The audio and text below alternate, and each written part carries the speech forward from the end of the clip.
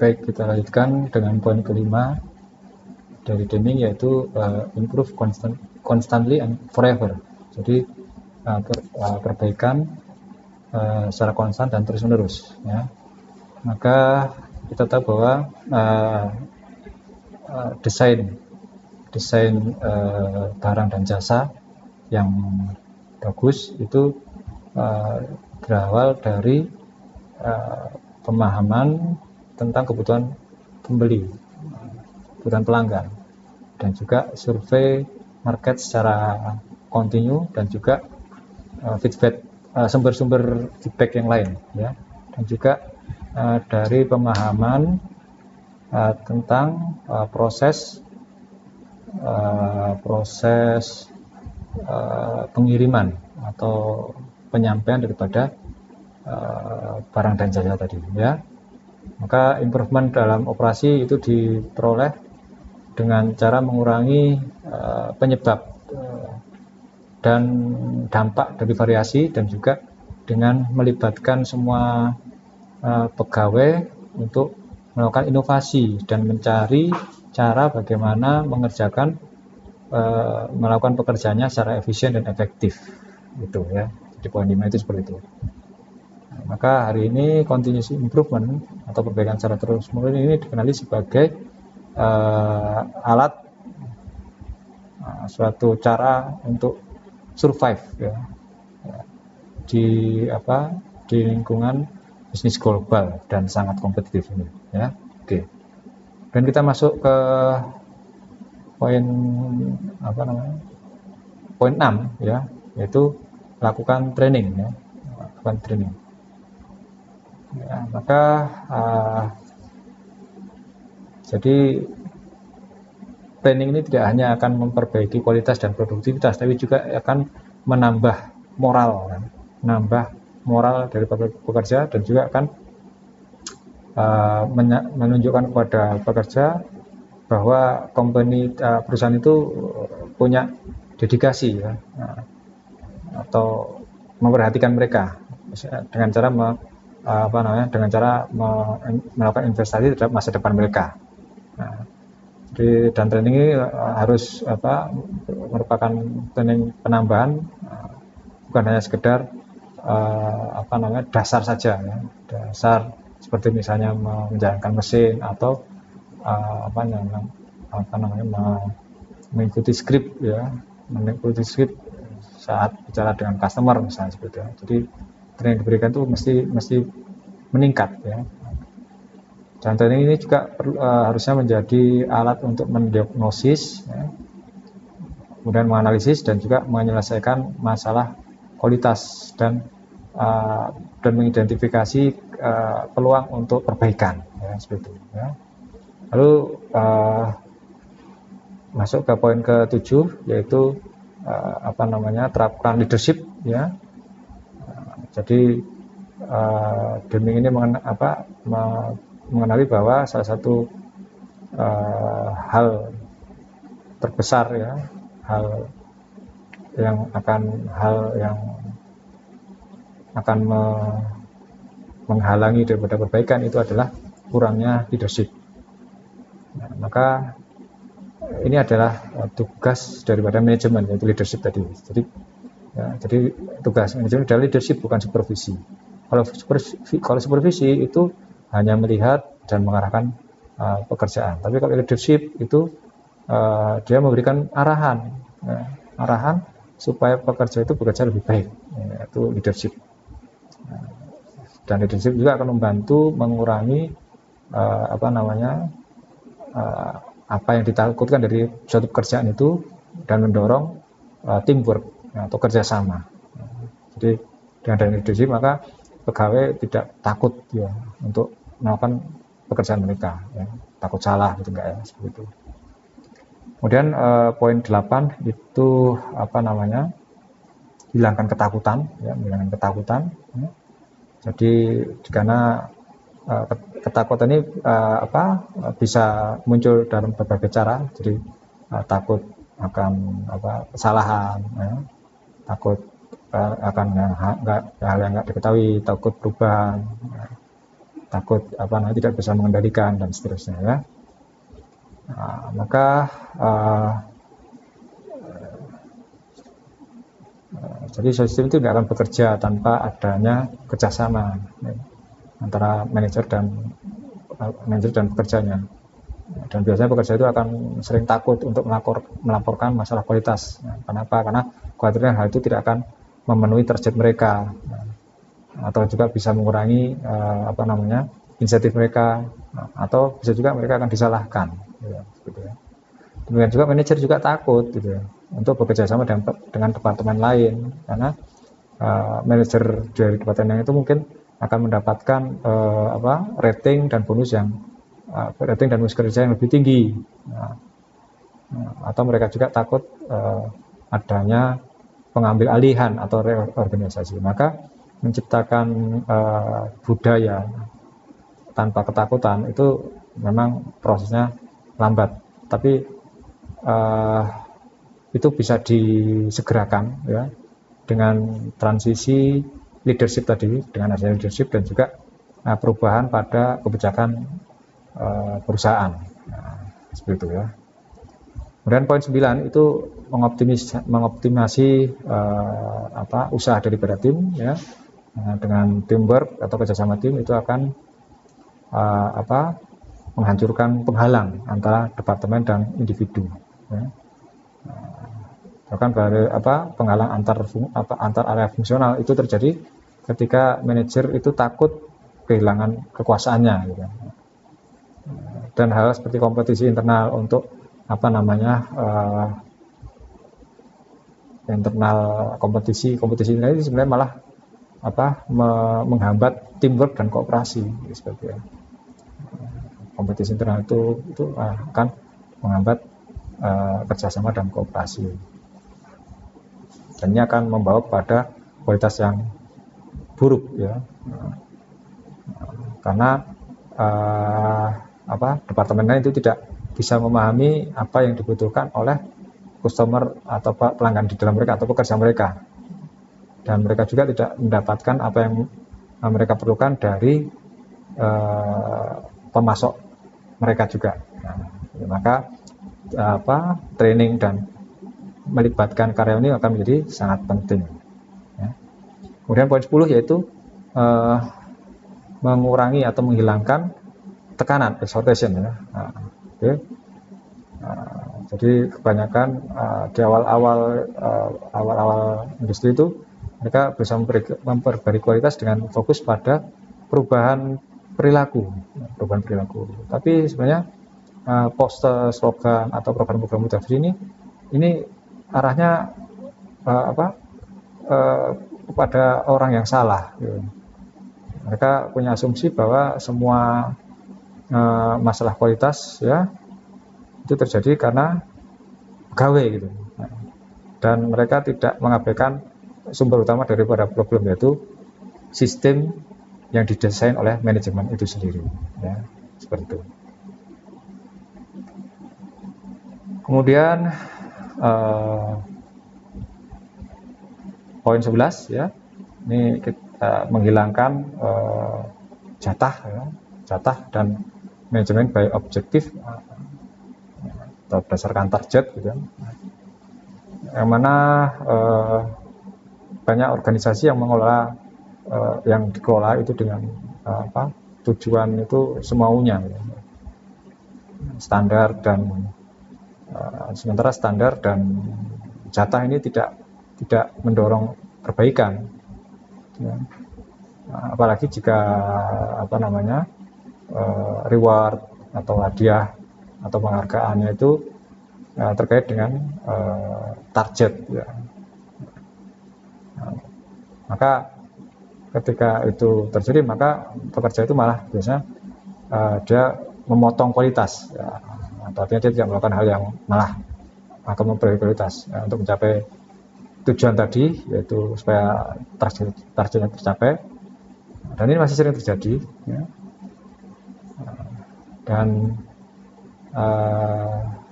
demikian juga dengan goal-goal yang semaunya.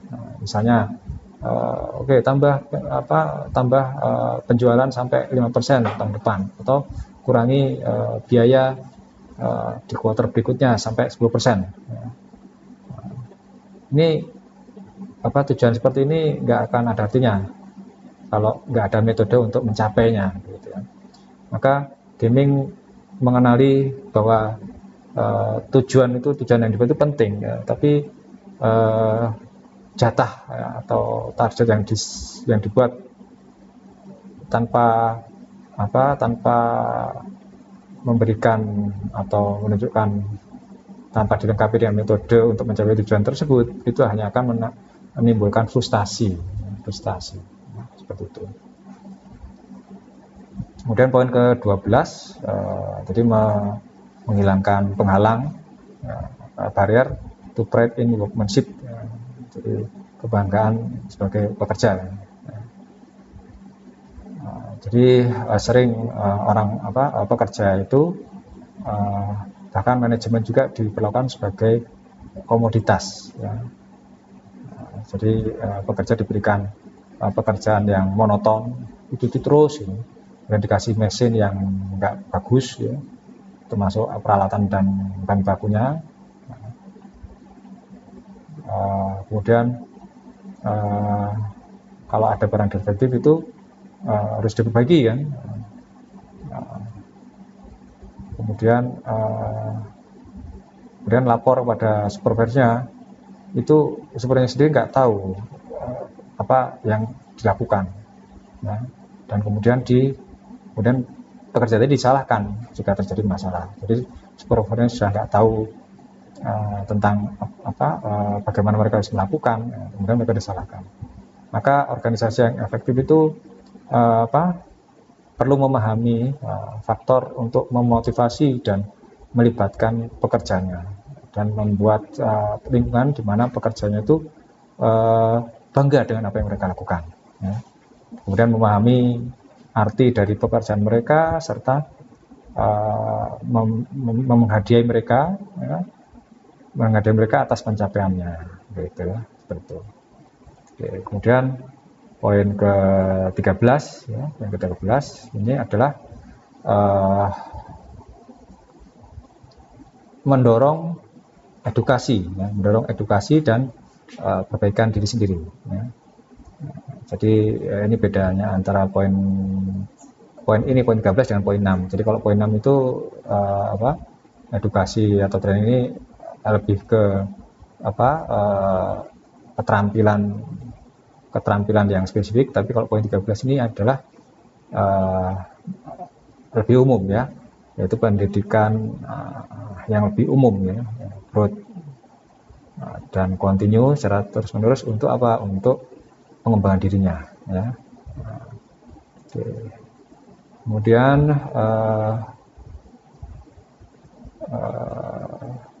jadi meskipun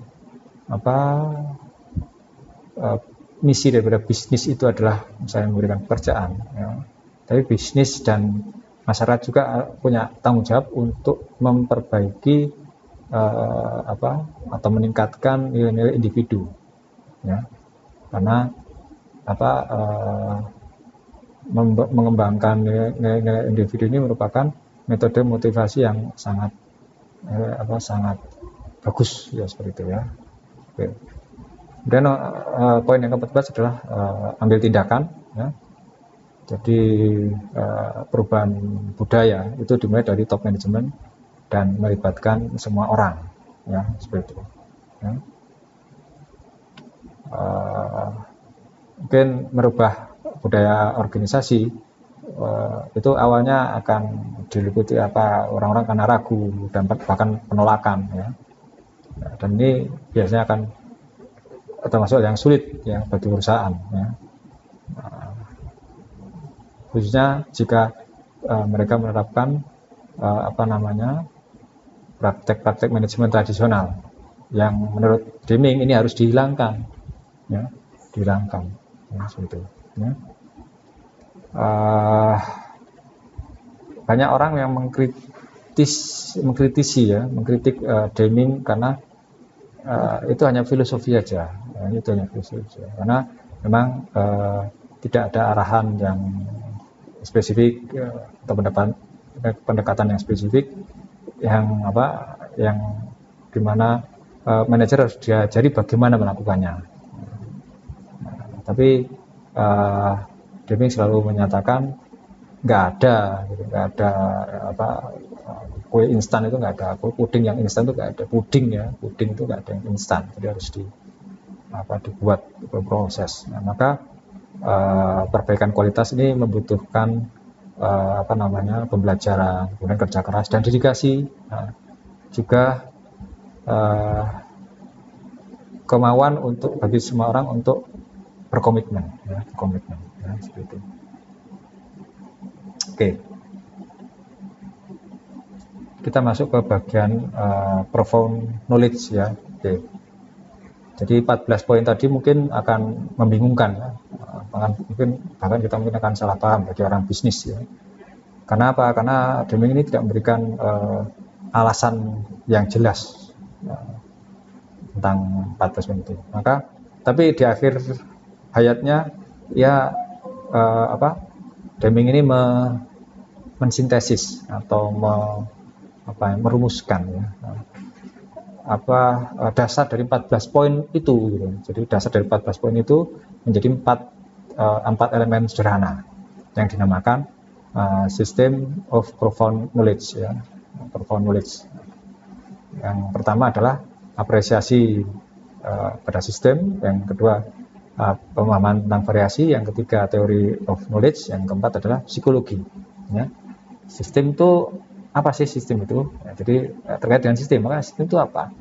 Ya merupakan sekumpulan fungsi atau aktivitas dalam suatu organisasi yang bekerja sama ya, bersama-sama untuk mencapai tujuan organisasi ya.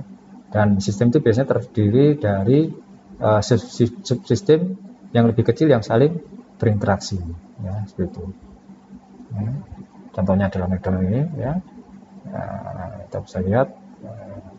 Kemudian karena banyak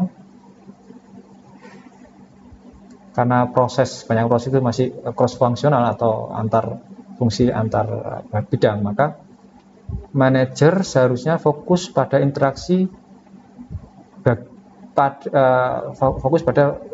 dari bagian-bagian dan sistem ini dengan sistem yang lain, bukannya mengambil tindakan dari masing-masing bagian tadi. Jadi dia harus lebih fokus pada interaksinya, bagaimana mereka berinteraksi, bukan pada apa yang mereka lakukan masing-masing, tapi bagaimana bagian ini berinteraksi dengan bagian lain dan seterusnya. Ya. Oke, kemudian untuk mengelola sistem apapun itu, ya, yang mana tujuan dari sistem itu biasanya adalah benefit atau keuntungan jangka panjang, maka manajer ini perlu memahami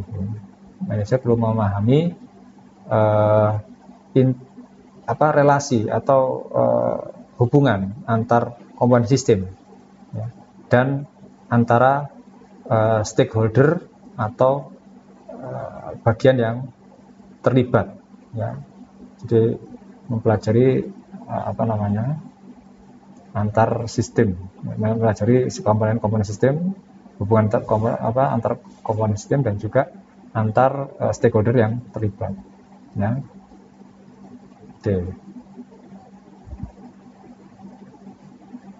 Oke, di sini kalian mungkin bisa membaca tentang bagaimana pentingnya pemikiran tentang sistem ini ya. Pentingnya pemikiran tentang sistem ini.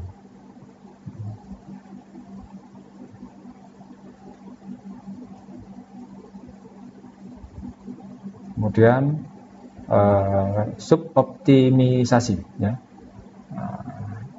Jadi optimisasi itu merupakan melakukan hal yang terbaik untuk setiap komponen individu ya. Maka suboptimisasi ini akan menghasilkan kehilangan pada semua bagian pada sistem ya. Misalnya kalau bagian pembelian ya, bagian pembelian atau purchasing itu membeli material dengan harga yang sangat murah, sangat murah. Maka hal ini akan menghasilkan scrap dan repair. Jadi karena bahan mentahnya murah sekali, gitu kan, akhirnya ketika diproduksi malah rusak, gitu kan, sehingga harus diperbaiki selama pembuatannya, dan ini akan menambah biaya malah ya. Sementara meminimasi biaya manufaktur sendiri itu akan menghasilkan produk yang tidak memenuhi spesifikasi dari perancang serta keinginan daripada customer ya, seperti itu. Dan maka ini akan menjadi situasinya adalah Windows effect ya.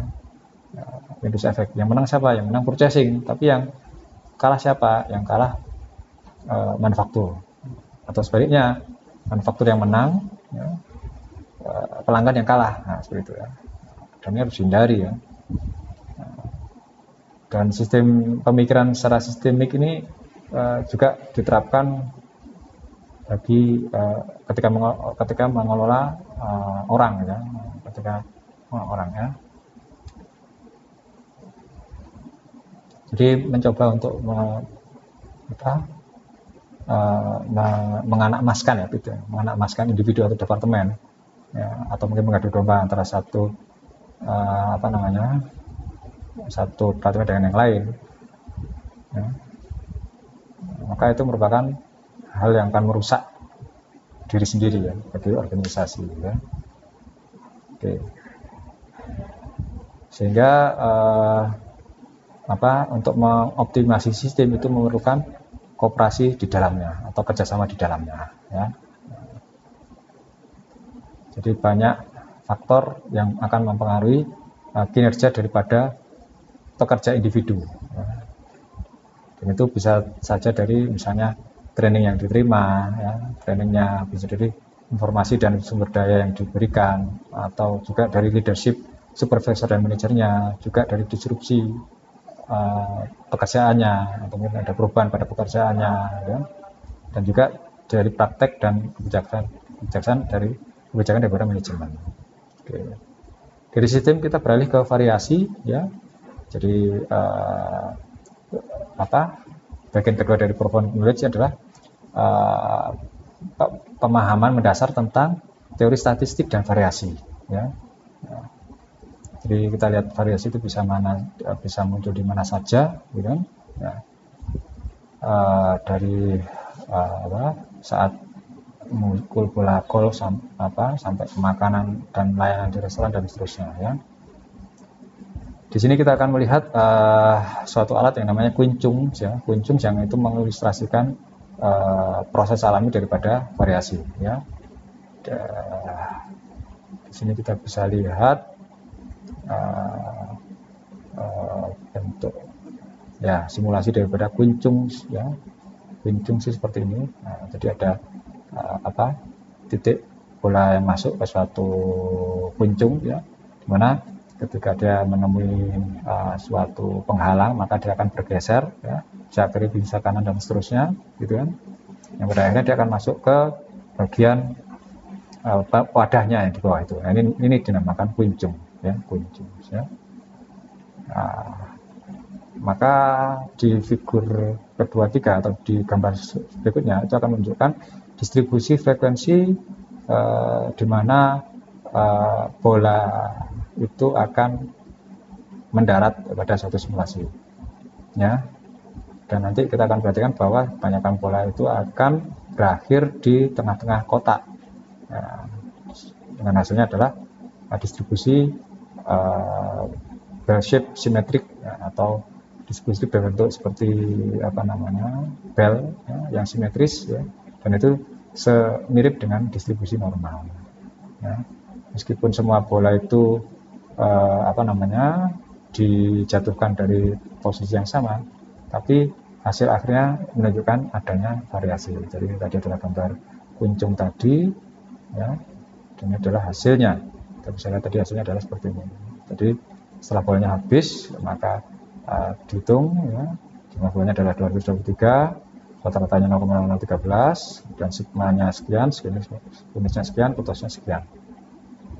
Oke. Oke. Lalu hal yang sama yaitu variasi ini juga muncul di setiap proses produksi dan jasa. Ya, umumnya karena faktor yang inherent pada desain sistem, yang mana tidak bisa dikontrol, tidak bisa dikendalikan. Ya. Maka metode statistik ini menjadi alat yang utama untuk mengidentifikasi dan menghitung variasi tadi. Dimana Deming ini mengusulkan bahwa setiap pekerja itu paham teknik statistik ini dan alat-alat penyelesaian masalah yang lain. Ya. Maka hari ini teknologi modern itu telah memperbaiki kemampuannya untuk memproduksi barang-barang, ya, banyak barang itu dengan variasi yang sangat kecil, ya, variasi yang sedikit. Ya. Meskipun demikian, variasi yang muncul dari tingkah laku, ya, atau kelakuan manusia dan kinerjanya itu tetap mempengaruhi kualitas. Ya. Maka Demi menyarankan bahwa pihak manajemen itu pertama dia harus paham dan kemudian bekerja untuk mereduksi atau mengurangi variasi ini melalui perbaikan teknologi, desain proses, dan training. Jadi kalau variasinya pada manusia, maka itu harus di training, ya, seperti itu. Ya. Dengan adanya variasi yang sedikit, maka baik produsen maupun konsumen akan mendapatkan untung, ya. Produsen untungnya di mana? Maka dia perlu tidak memerlukan banyak inspeksi, ya, inspeksinya sedikit. Kemudian dia juga scrap dan reworknya akan berkurang. Juga dia juga akan punya kinerja daripada orang-orang itu lebih konsisten, ya, sehingga ini akan menghasilkan produktivitas yang lebih tinggi dan juga kepuasan pelanggan. Nah, pelanggan sendiri juga punya diuntungkan juga, ya, dengan adanya variasi yang sedikit ini, ya, less variation ini. Kenapa? Karena dia yakin bahwa semua produk dan jasa itu punya karakteristik yang sama, kualitas karakteristik yang sama, dan akan menghasilkan atau bekerja secara konsisten. Ya. Dan ini biasanya lebih sangat kritis ketika konsumennya adalah perusahaan lain yang menggunakan produk dalam kuantitas yang sangat besar, ya, pada operasi manufaktur dan servis untuk dirinya sendiri, ya, seperti itu. Baik, kemudian bagian ketiga dari profound knowledge adalah theory of knowledge, ya, yang merupakan cabang filosofi yang berhubungan dengan sifat dan lingkup daripada pengetahuan, kemudian dasar-dasarnya kemudian kehandalannya, ya, kehandalan untuk bagaimana mengklaim suatu pengetahuan, ya, bagaimana memastikan bahwa ini benar-benar suatu pengetahuan, ya, seperti itu. Oke, kemudian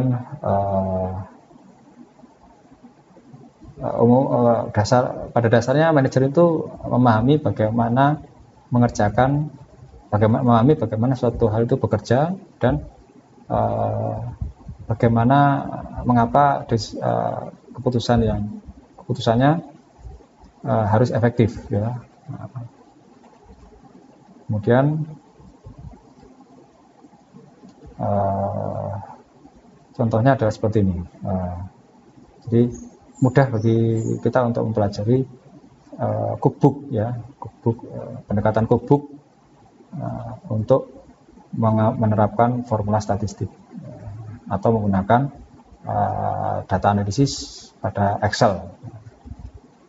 Tapi dengan kita melakukannya, maka juga akan berisiko untuk menggunakan tools tersebut dengan cara yang nggak benar, gitu, nggak semestinya. Jadi memahami asumsi dan teori di balik alat dan teknik statistik itu penting sebelum menerapkannya secara benar, untuk bisa menerapkannya secara benar. Jadi kebanyakan banyak manajer itu yang pakai cookbook ya, cookbook approach. Cookbook itu approach jadi baca buku, kemudian apa yang disampaikan oleh penulisnya itu diterapkan tanpa melihat situasi dan kondisi, atau tanpa misalnya situasi dan kondisi yang ada di perusahaannya, seperti itu ya. Seperti itu. Jadi mengimitasi atau mengcopy contoh sukses tanpa memahami teorinya itu malah akan membawa kepada bencana, seperti itu ya. Jadi Deming menegaskan bahwa pengetahuan itu tidak akan terjadi tanpa adanya teori, dan pengalaman itu sendiri tidak serta-merta menjadikan dia sebagai suatu teori, seperti itu ya. Maka disinilah alasan kenapa Deming memberikan manajer itu disinilah kenapa Deming tidak memberikan solusi apapun kepada manajer atau resep apapun untuk mencapai kualitas. Kenapa? Karena dia ingin mereka belajar dan menemukan apa yang bekerja bagi mereka, atau apa yang baik bagi mereka, dan apa yang cocok bagi mereka, terutama bagi organisasi masing-masing gitu loh ya. Dan kemudian merasionalkan keputusannya, atau mereka mendapatkan pembenaran atas keputusannya daripada mengcopy atau meniru dari orang lain ya, seperti itu ya. Jadi dimana kemudian profound knowledge yang keempat adalah psikologi, dimana psikologi ini akan membantu orang memahami ya. Jadi psikologi akan membantu kita memahami orang, interaksi antar orang dan lingkungannya ya. Kemudian interaksi antara pimpinan dan bawahan, dan juga sistem manajemen ya, dan ini merupakan penting untuk mendesain lingkungan kerja yang akan membuat karyawan itu puas dan bekerja dengan baik ya. Kebanyakan filosofi daripada Deming ini berdasarkan pemahaman tentang tingkah laku manusia ya, dan juga memperlakukan mereka secara baik ya, fair ya, seperti itu ya. Oke. Karena orang ini bisa dimotivasi secara intrinsik dan ekstrinsik ya. Tapi yang paling dahsyat itu adalah motivator, yaitu intrinsik ya. Nah, motivator intrinsik ya. Dimana orang ini lahir dengan kebutuhan untuk sayangi, dan kemudian percaya diri ya, dalam hubungannya dengan orang lain ya. Bahkan beberapa lingkungan juga memberikan orang-orang itu dengan dignity dan self-esteem, kepercayaan diri ya, seperti itu, dignity, kebanggaan ya. Sebaliknya kalau suatu lingkungan yang mengabaikan orang-orang yang pengen hal ini, itu malah akan mengecilkan motivasi intrinsik atau motivasi internal seperti ya. Ketakutan itu tidak akan memotivasi orang, bahkan dia akan mencegah sistem untuk mencapai potensial terbaiknya. Nah, kalau orang itu tidak bisa menikmati pekerjaan mereka, maka mereka tidak akan produktif ya, dan mereka tidak akan fokus pada prinsip kualitas. Maka psikologi akan membantu kita untuk mematangkan ya, mematangkan dan preserve atau memunculkan atribut positif dari dalam orang-orang tadi ya. Oke. Salah satu keyakinan Demi yang kontroversial adalah bayaran itu bukan motivator, ya. Bayaran itu bukan motivator, ya. Bahkan bayaran atau hadiah uang itu sendiri merupakan jalan keluar daripada manajer yang tidak mengerti atau tidak paham tentang bagaimana mengelola motivasi intrinsik pada bawahannya. Nah, seperti itu ya, alasan seperti itu.